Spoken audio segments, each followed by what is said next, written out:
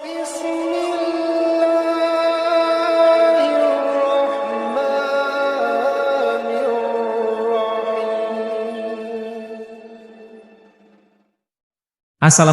warahmatullahi wabarakatuh. Kembali lagi di channel Islamul Haq. Apa kabar kalian semua? Semoga selalu diberikan Allah kesehatan dan rezeki yang melimpah ruah, amin ya rabbal alamin.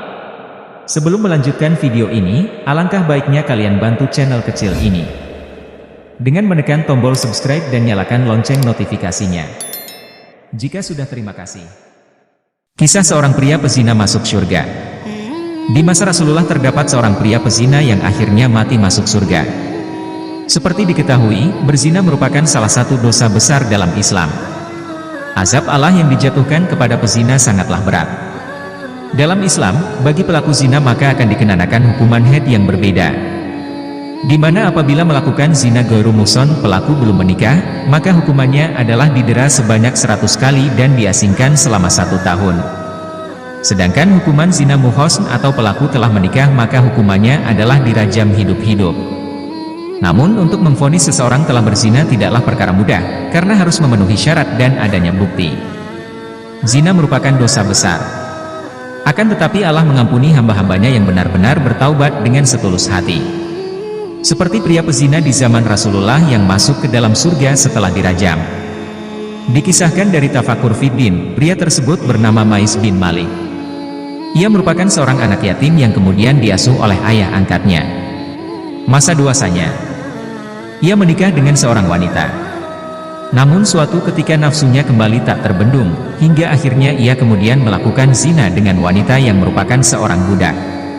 Usai itu, Mais kemudian merasa menyesal atas apa yang ia lakukan. Ayah angkatnya kemudian memerintahkan untuk menemui Rasulullah, dengan harapan untuk mendapatkan solusi dan ampunan dari Allah. Mais kemudian menemui Rasulullah dan di hadapannya ia berkata, "Ya Rasulullah, bersihkanlah diriku." Rasulullah kemudian menimpali perkataan Mais, "Janganlah lancang, memohonlah kepada Allah dan bertaubatlah." Mais kembali berkata, "Ya Rasulullah, bersihkan diriku." Nabi kembali berkata, "Janganlah lancang, memohonlah kepada Allah dan bertaubatlah." Mais terus-menerus mengulangi perkataannya itu kepada Rasulullah sebanyak 4 kali. Rasulullah kemudian bertanya, "Dari apa aku harus membersihkanmu?" Mais kemudian menjawab, "Dari dosa zina ya Rasulullah." Mendengar perkataan Mais, Rasulullah tidak langsung memvonis ia berzina. Beliau lantas melakukan klarifikasi kejiwaan Mais. Rasulullah kemudian bertanya pada para sahabatnya, "Apakah ia gila?" Sahabatnya menjawab, "Ia tidak gila." Rasulullah bertanya kembali, "Apakah dia dalam kondisi mabuk?" Datang seorang sahabat dan menciumi aroma dari mulut Mais dan tidak ditemukan aroma minuman memabukkan darinya. Rasulullah bertanya kembali, "Apakah benar kamu telah berzina?"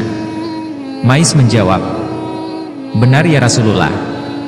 Setelah itu Rasulullah bersama para sahabatnya membawa Mais di hamparan padang pasir untuk dirajam. Dibuatkanlah sebuah lubang dan kemudian tubuh Mais ditanam di dalam tanah.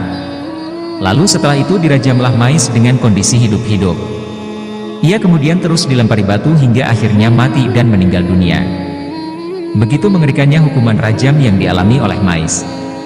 Meskipun begitu, keputusan tersebut telah mantap diambil Mais untuk membersihkan dosa-dosanya. Setelah Mais meninggal dunia, maka para sahabat berselisih tentang status kematiannya. Sebagian para sahabat mengatakan bahwa Mais mati suul khotimah karena belum mengganti dengan kebaikan. Namun sebagian yang lain mengatakan bahwa Mais meninggal husnul khatimah karena takut akan dosa-dosanya di akhirat kelak sehingga ia memilih hukumannya diselesaikan di dunia. Rasulullah sendiri memilih diam dan memberikan keputusan tentang status kematian Mais. Perselisihan antar dua kelompok sahabat ini terus berlangsung hingga beberapa hari. Rasulullah kemudian bersabda dan menyuruh para sahabat untuk memintakan ampunan untuk Mais bin Malik. Para sahabat lantas memohonkan ampun untuk Mais bin Malik. Rasulullah menjelaskan bahwa pertaubatan Mais sangatlah baik, andaikan taubatnya digunakan syafaat untuk seluruh penduduk Madinah pastilah mencukupi. Betapa bahagianya Mais bin Malik menjadi penghuni surga yang indah. Begitu luasnya Mais bin Malik mendapatkan ampunan dari Allah setelah dia melakukan hukuman rajam itu. Betapa hati-hatinya Rasulullah melaksanakan hukum rajam, beliau bahkan selalu mengarahkan dan memberikan pesan kepada pelakunya untuk bertaubat dan memohon ampunan kepada Allah. Pilihan hukum rajam ini bukanlah sesuatu pilihan utama Rasulullah atas pengakuan pelaku dosa yang memang telah mengakui dan menyesali dosa-dosanya. Rasulullah selalu lebih memilih menuntun pelaku dosa itu dengan cukup bertaubat memohon ampunan kepada Allah dan berjanji untuk tidak mengulangi lagi. Dalam kisah di atas menggambarkan seakan-akan Rasulullah berusaha menarik pengakuan Mais dan lebih menyarankan kepada pertaubatan tanpa mendahulukan hukuman had.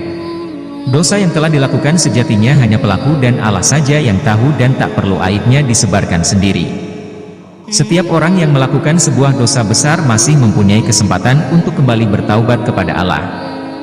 Allah benar-benar Maha Pengampun. Jalur pertaubatan Mais bin Malik memang benar-benar pilihannya sendiri agar dosa-dosa yang telah dilakukan bersih dan terhapus. Bahkan taubatnya bisa memberikan syafaat untuk penduduk kota Madinah.